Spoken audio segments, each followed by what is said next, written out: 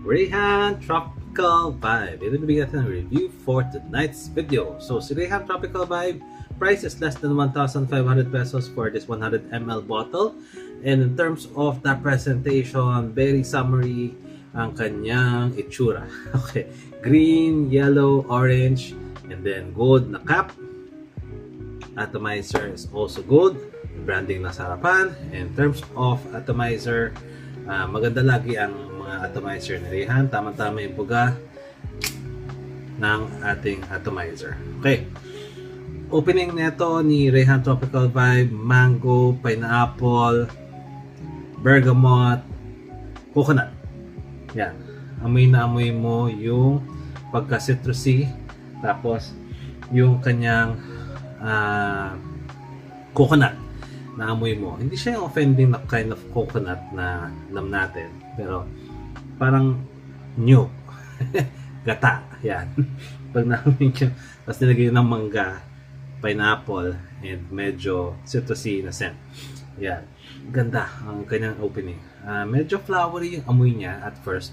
Parang mabulaklak na pambabaeng perfume. Pero, can be definitely used for summer. Pagka pupunta ka ng beach, pupunta ka ng lunch with your friends, yan, ito yung pwedeng gamitin natin. Not really for date nights, but more on casual wear. Pwede rin to sa office, can be safe, pero not too much. Don't spray too much kasi medyo cloying siya pagka masyadong na-spray mo tong si Rayhan Tropical Vibe. Gets a lots of compliment din naman. And in terms of performance, this is something that I really like about Rayhan. I sprayed this again 2:30 in the afternoon and up until now, yan, nasa damit ko pa rin siya, naamoy ko pa rin siya. Again, sa skin natin, yan, same. More than 8 hours na siya nasa skin natin and sa shirt.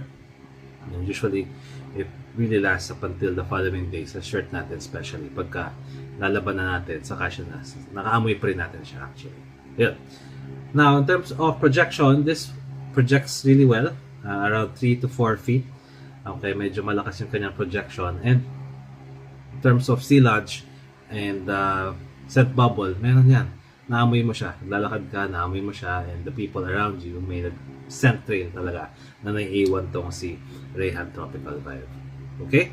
Now, in terms of the performance, price to performance ratio for that price of 1,500 pesos, I definitely rate this as 8.5 to 9. Okay?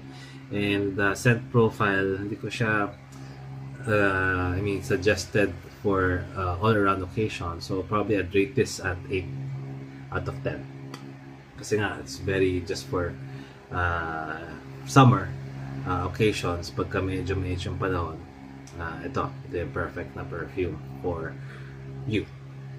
Okay, blind buy safe ba? If you like citrus, floral kind of scents, fresh kind of scents, can be blind bought.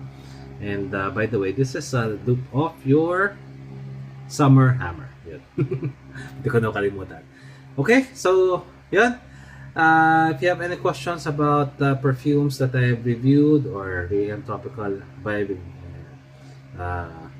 particular, please let me know by leaving a comment down below, and make sure to reply to your comments. That's it.